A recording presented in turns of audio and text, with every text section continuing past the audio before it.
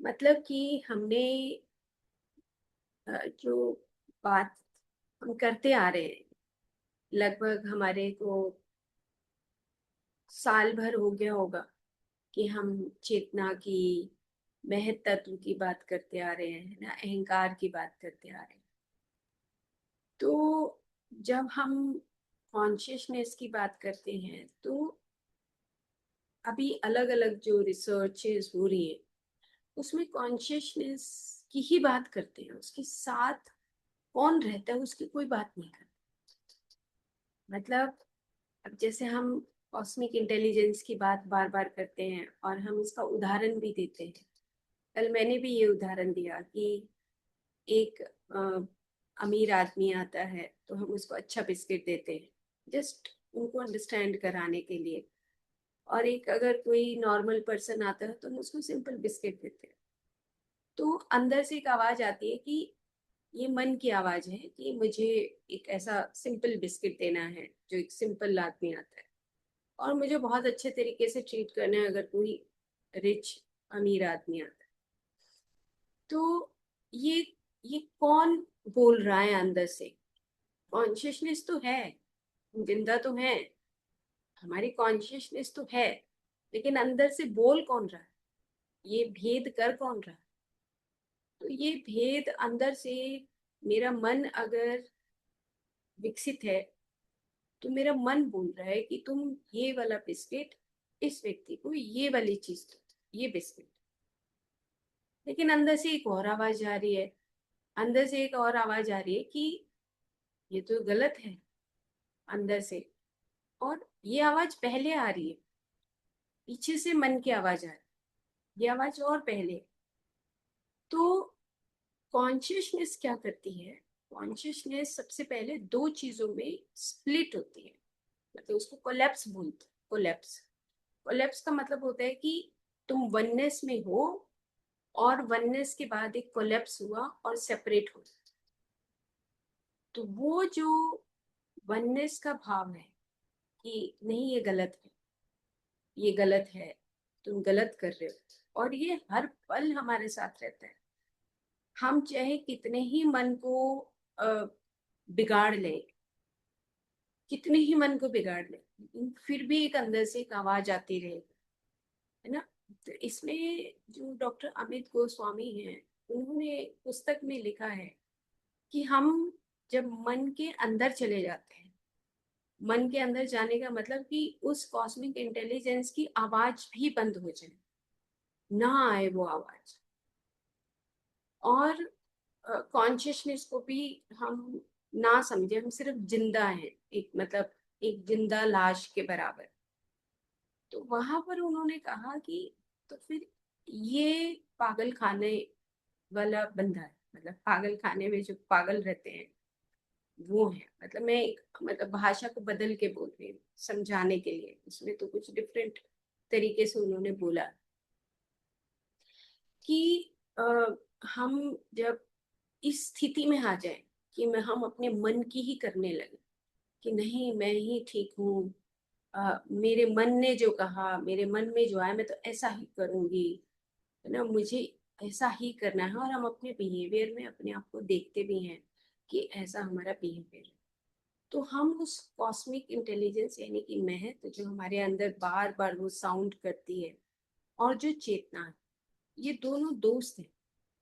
ये इतने गहरे दोस्त हैं कि अलग नहीं हो सकते। जैसे मैं बता रही हूँ कि कॉन्शियसनेस जब कोलैप्स होती है, यूनिवर्सल कॉन्शियसनेस यानी कि ब्रह्म, हमने कई बार ये पिक्चर देखी है कि जब वो कोलैप्स हुआ तो दो चीजों में आया, उसका एक सिद्धांत बना कि एक पुरुष और प्रकृति। पुरुष और प्रकृति की बात भी हम सबको पता है कि पुरुष और प्रकृति होती है। पुरुष हो गया कि जैसे समुद्र है उसकी एक बूंद, यानी कि चेतना है उसकी एक बूंद। और प्रकृति हो गया कि जो हमें हमें चलायमान स्थिति में जो रखती है हमेशा। तो जब दो चीजों में बाइफर्केशन होता है तो एक तो चेतना का छोटा सा पार्ट हमारे साथ हमेशा रहता है, हर हर जीव के अंदर वो चेतना पुरुष रहता है, हर जीव के अंदर। उसके साथ वो प्रकृति। अब प्रकृति के फिर से 7 भाग हो गए। तो 7 भाग में क्या हुआ प्रकृति के? सबसे पहला भाग आया महत। पहली सीढ़ी आई महत, यानी कि कॉस्मिक इंटेलिजेंस। दूसरी सीढ़ी आई अहंकार। और तीसरी सीढ़ी आई जिसमें हम पंच तन मात्रा बोलते हैं, कि जो सूक्ष्म तल पे जो हमारी शक्तियां छुपी हुई रहती हैं, उसको हम पंच तन मात्रा को ऐसे समझे, है ना। कि जैसे मान लो हमें सेंस होता है, खुशबू आती है, हम जब मेडिटेशन में जाते हैं तो हमें किसी अलग तरह की खुशबू आती है।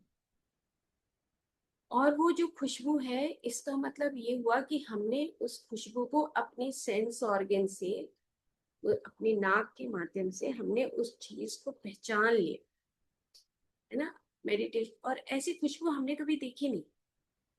तो ये पंच तन मात्राओं की खूबी है कि ये 5 चीज, ये एक महत और एक अहंकार, ये 7 चीज होती हैं। ये कारण कारण तत्व हैं। प्रकृति के साथ रहते हैं, मतलब प्रकृति के साथ ये 7 कारण तत्व हैं, और जो कभी बदलते नहीं हमारे शरीर में भी। तो हमारे शरीर में जो 7 चीजें हैं, ये हमेशा शाश्वत है। कमाल की बात यह है कि जब हमें हमें पढ़ाया जाता है, तो हमें ये बातें तो बताई नहीं जाती कि भाई 7 चीजें तो शाश्वत है। हम बार बार बोलते हैं कि हम अमर हैं, हम शाश्वत हैं, हमारी मृत्यु नहीं होती, हम गॉड्स हैं ना। हम ऐसे बार बार बोलते हैं, हम चेतन हैं ना, ऐसे बोलते हैं। लेकिन ये जो 7 चीजें हैं, ये, इनकी मृत्यु नहीं है हमारे शरीर। ये पंच तन्मात्राएं, एक महत कॉस्मिक इंटेलिजेंस और एक अहंकार। अहंकार होता है कि हमारी सबकी अपनी अपनी आइडेंटिटी।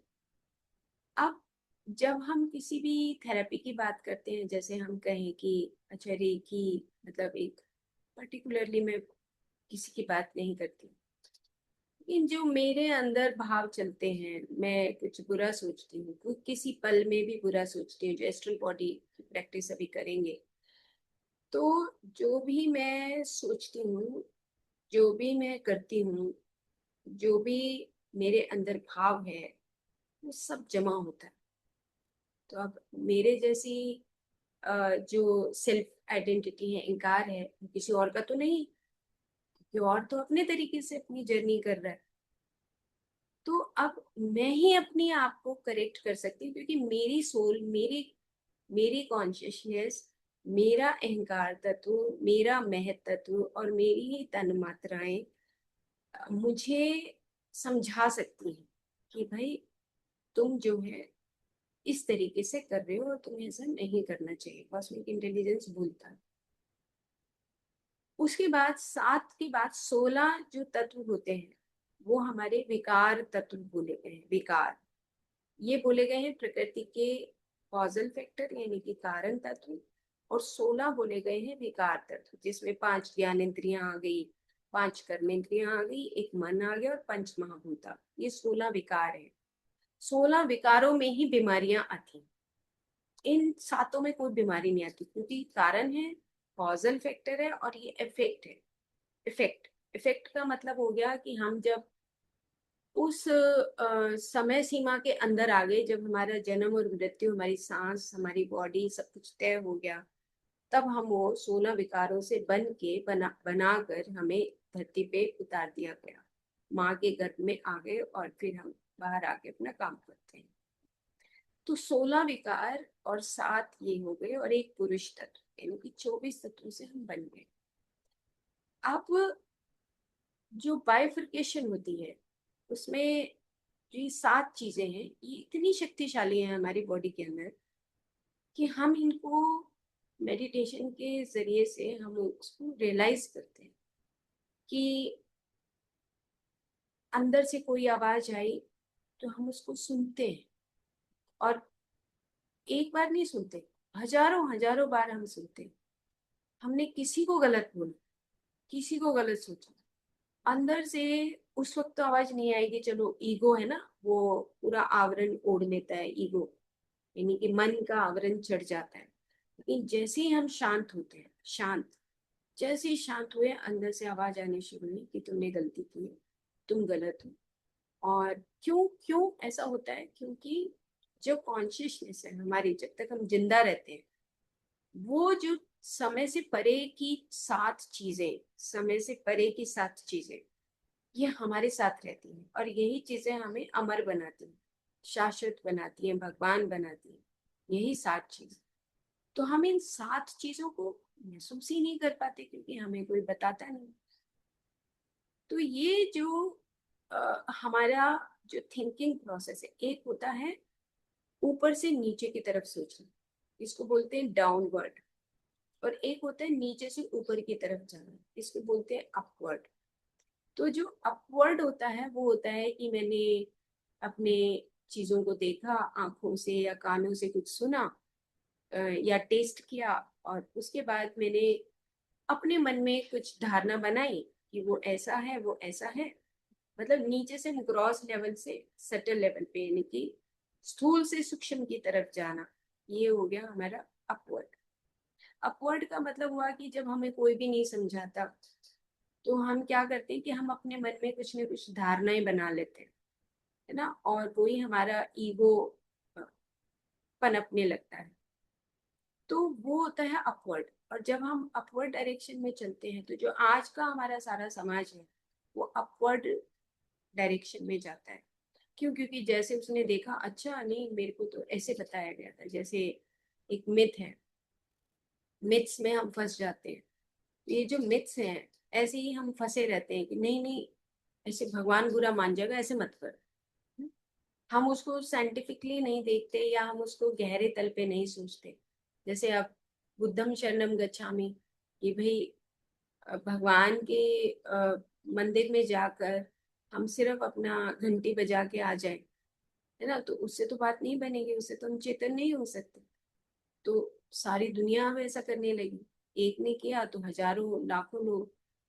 जैसे दूध पिलाने वाली बात है कि भाई गणेश जी और शिवलिंग पे दूध पिलाओ, ठीक है, अगर आप उसको किस कॉन्टेक्स्ट में समझते हैं, ये चीज जरूरी है। अब ये चीज बच गई घर में, तो चलो जी गंगा जी में बहा दो।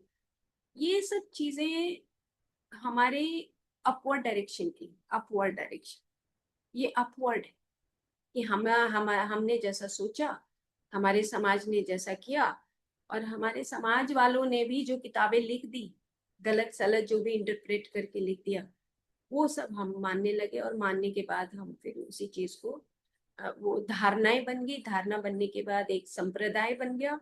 और संप्रदाय बोलते हैं, और एक बोलते हैं कि अलग अलग शाखाएं हो गई। जैसे अब गुरु नानक जी को जब एनलाइटनमेंट हुआ था, तो उनके जो पुत्र हैं, उनका एक अलग शाखा बन गया, जो गुरु थे उनकी अलग शाखाएं बन गया। हजारों ऐसी हम जब पढ़ते हैं तो हजारों हजारों ऐसी चीजें हमें सुनने को मिलते हैं कि ये वो वाला संप्रदाय है, ये वो वाला संप्रदाय है। जैसे राधा वल्लभ संप्रदाय, अब राधा वल्लभ संप्रदाय में ऐसा नहीं था कि जैसे वो आप उसको फॉलो करते हैं, कंठी लगा ली, तिलक लगा लिया, है ना, इससे तो राधा जी नहीं आ सकती, राधा जी दिखाई नहीं दे सकती।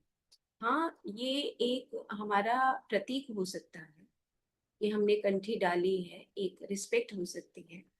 लेकिन इससे राधा जी तो नहीं आ सकती। तब आ सकती है कंठी भी हो, तिलक भी हो, और हम उसको अंदर से डाउनवर्ड डायरेक्शन में उसको हम फॉलो करें। डाउनवर्ड डायरेक्शन क्या है? ये तो अपवर्ड डायरेक्शन होगी, जब हम समाज को देखते हुए उन आवरणों को ओढ़ लेते हैं, और आवरणों को ओढ़ने के बाद फिर हम उसी को फॉलो करने लगते हैं, और उसी को फिर उसी में हम चले जाते हैं। जैसे मेरे से पूछ रहे थे कि आप कौन से गुरु जी को मानते हैं, आप कौन से संप्रदाय से आए हैं, वहां पे प्रश्न पूछ रहे थे कि आप कौन से संप्रदाय से हैं।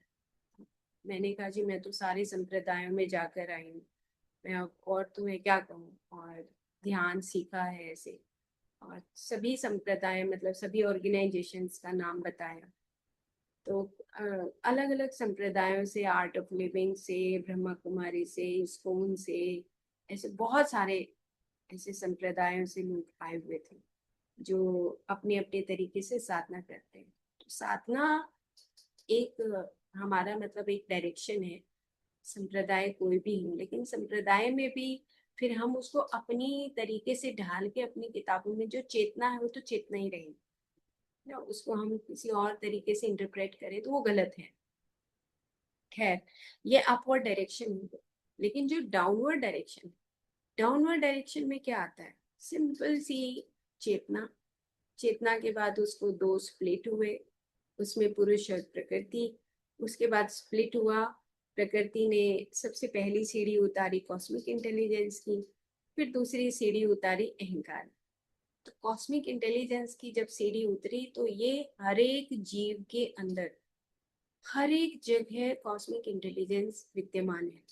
जैसे हम कई बार बात करते हैं कि अगर चींटी को छेड़ दो तो वो कहीं छुपने की कोशिश करते हैं, जाने की कोशिश करते हैं। उसके ब्रेन को देखो तो ब्रेन में तो उसके कुछ है नहीं, लेकिन कॉस्मिक इंटेलिजेंस वो सोचती है कि मैं कैसे बचूं, कहाँ जाऊं, क्या करूं। छोटे से छोटा जीव भी, उसको अगर हम कुछ भी ऐसा हल्का सा टच भी करते, टच भी ना करें, हवा भी आ जाए, तो वो अपने बचाव के लिए अपनी उस कॉस्मिक इंटेलिजेंस की वजह से कहीं इधर उधर छुपने की कोशिश करता है कि नहीं, मेरे को बचाव चाहिए, क्योंकि कॉन्शियसनेस इवॉल्व होना चाहती है ना। तो ये पहली सीढ़ी। फिर दूसरी सीढ़ी अहंकार है, जो हम अपना शरीर की बार बार हम बात करते हैं कि ये मेरे को मिला है इस धरती पे नीचे आने के लिए, तो इसको मैं, इस मेरी एक आइडेंटिटी है, चाहे मैं तमोगुण की हूँ, रजोगुण में हूँ, चाहे मैं सत्वगुण में हूँ। तो हम दूसरे को ऐसा आकलन नहीं कर सकते कि अच्छा वो तमोगुण में है, छोटे घर में रहता है, ऐसा है वैसा है। हम अंडरस्टैंड कर सकते हैं, ब्रॉड स्पेक्ट्रम के तौर पे हमें बताया गया है कि हम अहंकार, जो हमारी सेल्फ एक आइडेंटिटी है, इंडिविजुअल जो आइडेंटिटी है, वो क्या है। हम चींटी को देखते हैं तो उसमें भी वही कॉन्शियसनेस स्प्लिट होकर दो चीजों में, पुरुष और प्रकृति में वो आई है।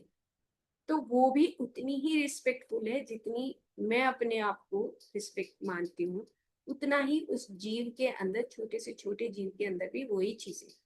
फिर आगे हमारी पंच तन मात्राएं। पंच तन मात्राएं हम ऐसे सिंपली बोलते हैं कि शब्द, स्पर्श, रूप, रस, गंध। लेकिन ये बहुत मोटे तौर पे है कि हम आ, ऐसे तन मात्रा को ऐसे समझते हैं, लेकिन हमारे अंदर वो पोटेंशियल छुपी हुई होती है। इनको 5 फंडामेंटल पोटेंशियल्स बोलते हैं क्वांटम फिजिक्स में, या क्वांटम लैंग्वेज में। मतलब कि समय से परे छोटे छोटे पैकेट्स, हम क्वांटा को बोलते हैं स्मॉल एनर्जी पैकेट्स, जो दिखाई नहीं देते, लेकिन स्मॉल एनर्जी पैकेट्स हो गए। अब वो ऐसे ऐसे एनर्जी पैकेट पूरे हमारे चारों तरफ, हमारे अंदर ये विद्यमान होते हैं कि हमें रस, जैसे रस की बात करें, अब रस कोई जरूरी थोड़ा है कि खाने से ही आए। हम जब अभी पूर्णमदः पूर्णम इदम बोल रहे थे तो रस आ रहा था, गा रहे थे, और गाने में रस आ रहा था, और उसको हम सुन भी रहे थे। शब्द, शब्दों से हमें, और अगर हम सारे मिलके बोले तो हमें किसी दूसरे के शब्द भी हमारे कानों में जाएंगे। वो रस आना, उन शब्दों से नाद उत्पन्न होना, वो वाइब्रेशंस होना, ये पंच तन्मात्राओं की खूबी। इन्हीं खूबी से हम जब अंदर अपने 10 द्वार खोलते हैं, है ना, वहां पे लिखा है अयोध्यापुरी। कल मेरा जो टॉपिक था उसमें महक के साथ मैंने अयोध्यापुरी को रखा था। एक ऋग्वेद का एक मंत्र है, उस मंत्र को ही एक्सप्लेन किया था कि तुम अयोध्यापुरी ना, पुरी का मतलब ये सारी चीजें तुम्हारे 10 दरवाजे हैं ना। तुम्हारे 10 दरवाजे हैं, जैसे अपने घर के कई सारे दरवाजे हैं, जैसे अयोध्यापुरी है, और अयोध्यापुरी में तुम्हारे 10 दरवाजे और अष्ट चक्र हैं, 8 चक्र हैं भीतर। तो अष्ट चक्रों से ही बनी हुई है, लेकिन दिखाई नहीं देता चक्र हमें। और 10 दरवाजे हैं, तो उस 10 दरवाजों में के माध्यम से हम उसको अचीव करते हैं, चेतना पुरुष को, चेतना को अचीव करते हैं ना। तो जैसे प्रैक्टिकल लाइफ, तो उसमें मेरा थोड़ा सा पार्ट था कि हम प्रैक्टिकल लाइफ में चेतना को कैसे समझें। तो जैसे मैंने अभी ये बिस्किट का उदाहरण दिया, ऐसे ही जब हम प्रैक्टिकल लाइफ में जब चेतना को समझने लगेंगे कि अच्छा ये चेतना है, ये कॉस्मिक इंटेलिजेंस है, ये हमारा अहंकार है ना, और ये हमारे फिर पंच तन मात्राएं हैं, और ये विकार है, 16 विकार है। तो 16 विकार का मतलब ये हो गया कि अब हमें ये करेक्शन करना है, क्योंकि हर लाइफ टाइम में ये विकार हमें मिलेंगे, ये साथ हमें कॉजल फैक्टर भी मिलेंगे। अब हम इनको करेक्ट कैसे करें? करेक्ट करने का तरीका क्या है? तो करेक्ट करने का तरीका यही है, जैसे हम सेल्फ लव की प्रैक्टिस करते हैं, पेड़ों से प्यार करते हैं, नेचर को समझते हैं, नहीं कि कॉस्मिक बॉडी बना। कॉस्मिक बॉडी वही होती है, हम पांच, जब हम कोश की बात करते हैं तो 5 कोश तो हो गया हमारा, अन्नमय कोश, प्राणमय कोश, मनोमय कोश, विज्ञानमय कोश, आनंदमय कोश, और उसके बाद फिर हमारी कॉस्मिक बॉडी बनने लगती है, क्योंकि हम अंडरस्टैंड करने लगते हैं कि अच्छा हम तो कुछ भी नहीं है। कॉन्शियसनेस देखो आप सब जगह विद्यमान है, सब जगह फैली हुई है, कहीं कोई ऐसा एरिया नहीं है जहाँ पे वो नहीं है ना। और हम भी वही हैं, क्योंकि वहीं से स्प्लिट होकर हम 24 तत्वों से बने। तो अंत में हमारा भी वही, हमें वही जाना है, उसी डायरेक्शन में हम। तो ये हो गया हमारा डाउनवर्ड डायरेक्शन, ऊपर से नीचे की तरफ चीजों को समझते हुए। फिर हम चीजों को जब ऊपर से नीचे की तरफ समझते हैं, तब हम सही रास्ते पे जा पाते हैं। इसी को हम धर्म बोलते हैं ना। धर्म की परिभाषा यही है कि जब हम डाउनवर्ड डायरेक्शन में, जहां से वो चेतना स्प्लिट हुई, पहले तल पे, फिर दूसरे तल पे, फिर तीसरे तल पे, फिर चौथे तल पे, ऐसे स्प्लिट होते होते हम फिजिकल बॉडी में पंच महाभूतों से बन गए। पंच महाभूत बोला है, ऐसे नहीं बोला पंचभूत, नहीं बोला, पंच महाभूत बोला। महाभूत का मतलब हो गया कि हम हर बार जब आते हैं नक्षत्रों के माध्यम से, नक्षत्रों की बात करते हैं, कि नक्षत्रों के माध्यम से आते हैं, तो कहीं अग्नि तत्व है, अश्विनी है, कहीं भाद्रपद है, जल है ना। तो ऐसे करके अलग अलग रेशों में हम पंच महाभूतों को लेकर आते हैं। एक लाइफ में कहीं वायु तत्व अधिक है, एक लाइफ में कहीं जल तत्व अधिक है, टू एक्सपीरियंस, है ना, इन सब चीजों का एक्सपीरियंस करने के लिए। एक मुझे याद आ रहा है कि एक कॉन्फ्रेंस थी, हम बेंगलोर पिरामिड वैली गए हुए थे। अभी वो चली गई है, अ, नाम तो था उनका, मेरे पास उनकी बुक है। तो बहुत हेल्दी थी, बहुत हेल्दी। अभी उन्होंने शरीर छोड़ा है। तो मैं कल बताऊंगी, उनकी पुस्तक भी दिखती, बहुत बहुत ही अच्छी लेडी, मतलब वो बहुत हेल्दी थी। तो उनसे सीढ़ियाँ नहीं चढ़ा जा रहा था जब हम पिरामिड के अंदर गए। तो हम ऐसे पूछने लगे कि नहीं, इनसे क्यों नहीं चढ़ा जा रहा? तो उनके साथ जो 2-3 और लोग आए हुए थे, तो उन्होंने कहा she is carrying many souls within, enlightened souls उनके अंदर रहती थी ना। तो वो एक एक्सपीरियंस था उनका कि जैसे बुद्धा आके चैनल्ड हो गए, ऐसे अलग अलग सटोरी बोलते हैं उनको। जैसे जूडी सटोरी, एक मेरी मुलाकात हुई एक जूडी सटोरी से। तो सटोरी होती हैं कि जिनके पास जादुई शक्तियां होती हैं, जैसे हम सॉर्सरर्स बोलते हैं, ऐसे सटोरीज होते हैं। जो एनलाइटेंड पर्सन होते हैं, लास्ट लाइफ होता है उनका मनुष्य योनि में।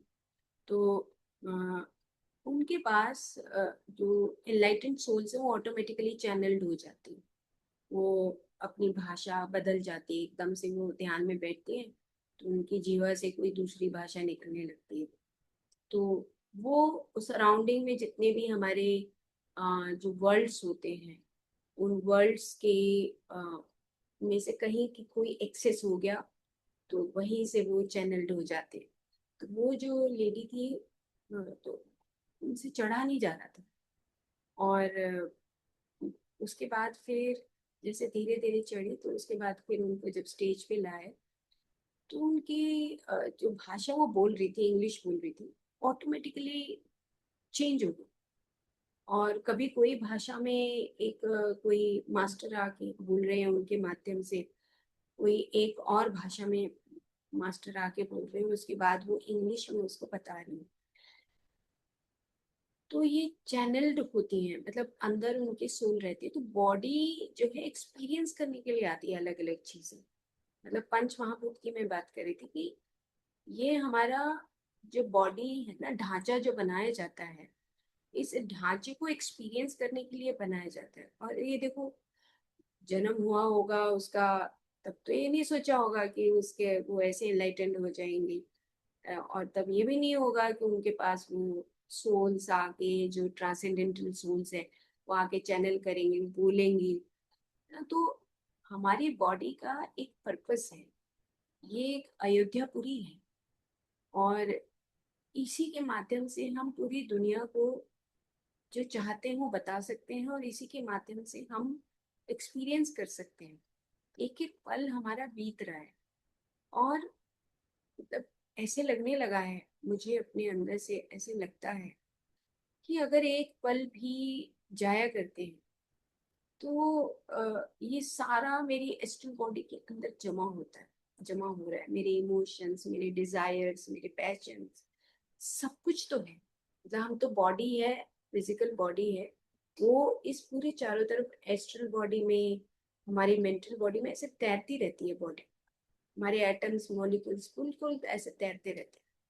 और चारों तरफ ये ऐसा समुद्र है हमारे कॉन्शियसनेस का, हमारे उस प्रकृति का, हमारे कॉस्मिक इंटेलिजेंस का, ना पंचतन मात्राओं का, ऐसे पूरे समुद्र में हम रहते हैं।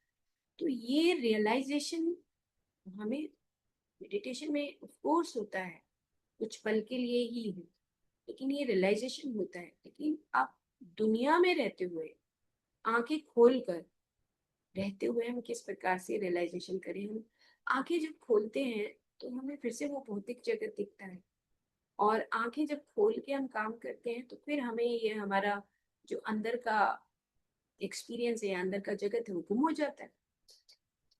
अब ये टाइम आ गया है कि हम इसको गुम ना होने दें। अब ये टाइम है कि हम, वो कहते हैं ना, चैंट करते हैं, माला जाप करते रहते हैं। अब हमारा जाप क्या है? हमारा जाप ये है कि हम हर पल उस समुद्र में रह रहे हैं, और हम उस समुद्र के माध्यम से वननेस के भाव में रहे, और उसी की हम प्रैक्टिस करते रहे। ये एक रियल हमारी क्या कहेंगे, जीत कहेंगे, कि हम अ, हाँ, हमने उस कॉन्शियसनेस को अचीव कर लिया। तो इस तरीके से वो जो लेक्चर था, जिसमें मैंने सिर्फ 2 ही श्लोक लिए थे, और उन श्लोकों के माध्यम से ही कॉन्शियसनेस को एक्सप्लेन किया था। तो ये ऋग्वेद का है, ये मैं कल स्लाइड दिखाऊंगी। इस स्लाइड को इस तरीके से मैंने तैयार किया था। और दूसरा, लास्ट में जो है, ये था कि प्रसन्न आत्मे इंद्रिय मना स्वस्तित्व विधीयते। इस प्रसन्न आत्मा, आत्मा मतलब कॉन्शियसनेस, कि वो खुश कैसे होती है, उसका क्या तरीका है? तो फिर कॉस्मिक लव। कॉस्मिक लव वो होता है कि आप कोई भी चीज जब सृष्टि में देखते हैं तो उसको एक बहुत सुंदर पाते हैं। चाहे फूल हो, पत्ता हो, पेड़ हो, चींटी हो, जानवर हो, कोई भी हो, हम हो जाए, उसका एक स्वरूप है। और वो स्वरूप एक बंधा हुआ स्वरूप दिखाई देता है। आंख है तो नाक है, नाक है तो कान है, बाल है, गाल है, से पूरा, मतलब एक पूरा स्ट्रक्चर्ड फॉर्म में होता है। तो स्ट्रक्चर्ड फॉर्म करना तो काम है, ड्यूटी है, कॉन्शियसनेस ने ड्यूटी दे रखी है कॉस्मिक इंटेलिजेंस को, यानी कि प्रकृति ने ड्यूटी दे दी कि भाई तुम्हें स्ट्रक्चर्ड फॉर्म में रखना, और उसकी जो ब्यूटीफाई करना, ब्यूटीफाई सुंदरता, जब जिससे हमें अट्रैक्शन पैदा होता है, अट्रैक्शन होता है, वो काम है कॉस्मिक लव का। ये अट्रैक्शन होता है जब हम अट्रैक्ट होते हैं सुंदर चीजों को देखकर, ना। तो वो अट्रैक्शन जो है, वो अट्रैक्शन, अट्रैक्शन क्या होता है कि एक दूसरी चीज से, एक दूसरे से जुड़ाव महसूस कर। पत्ते का कण कण जब आपस में जुड़ता है, वो एक ब्यूटी देता है, सुंदरता देता है। पत्ते अलग अलग डिजाइन के हैं, हमारा शरीर अलग अलग, हम सब अलग अलग यूनिक करेक्टरिस्टिक्स हमारे हैं। तो सेम ऐसे ही जो ब्यूटीफाई करे, वो कॉस्मिक लव है, जैसे हम विशुद्ध प्रेम को पढ़ते हैं। तो अब हमारा काम क्या है, वो भी कॉन्शियसनेस के साथ ही रहता है, कॉस्मिक लव। अब हम स्वरूप को बिगाड़ देते हैं। मनुष्य क्या करता है, स्वरूप को बिगाड़ता है। मनुष्य कहता है कि नहीं नहीं, ये मेरे हिसाब से होना चाहिए, मेरी ये चीज है, मैंने ऐसे कह दिया। पत्थर की लकीर नहीं कि अगर मिल, हाँ मिल जाए। मतलब इतना ज्यादा हम एडमेंट होते हैं जैसे हमने ही सृष्टि की रचना करी।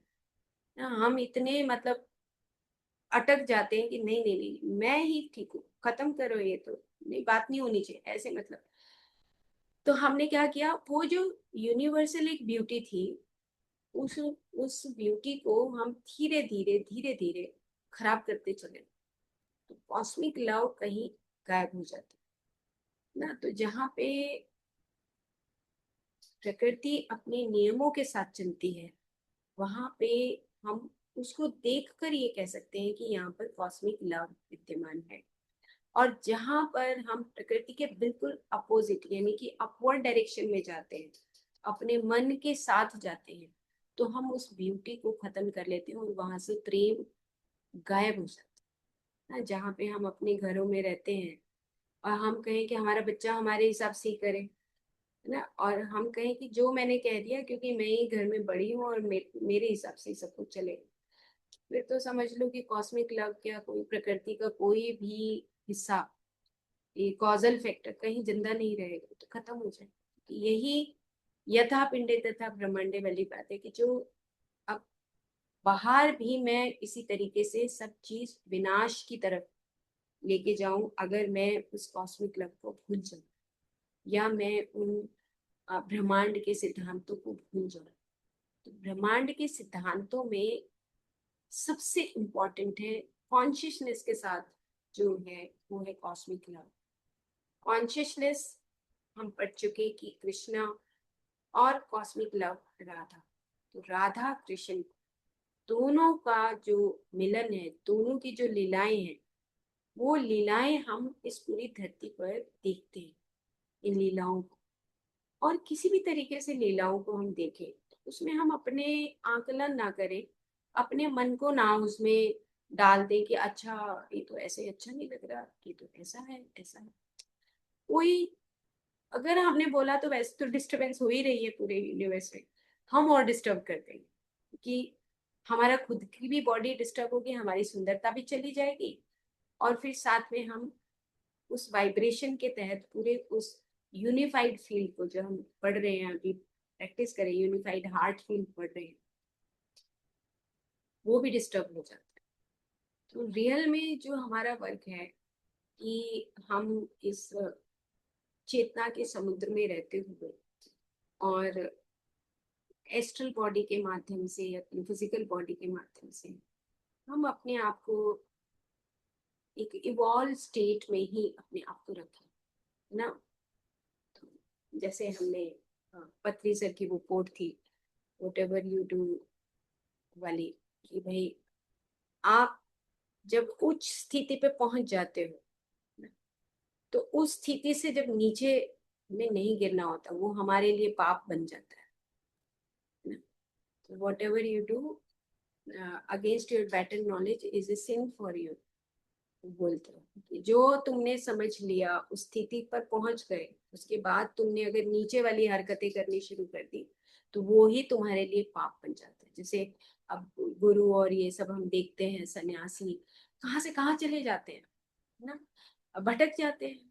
वो उनका मूलाधार चक्र स्ट्रांग नहीं होता, स्वादिष्ठान चक्र स्ट्रांग नहीं होता, मणिपुर स्ट्रांग, कोई पैसे में डूब जाता है, कोई करेक्टर से डूब जाता है, और साधना खत्म हो जाती है। तो अगर हम ऊंची स्थिति पे हैं और फिर हम नीचे गिरेंगे, तो फिर वो हमारे लिए वो एक sin है। तो हमें अपने आप को इवॉल्व करते रहना चाहिए। आई थिंक आज इतना ही करते हैं।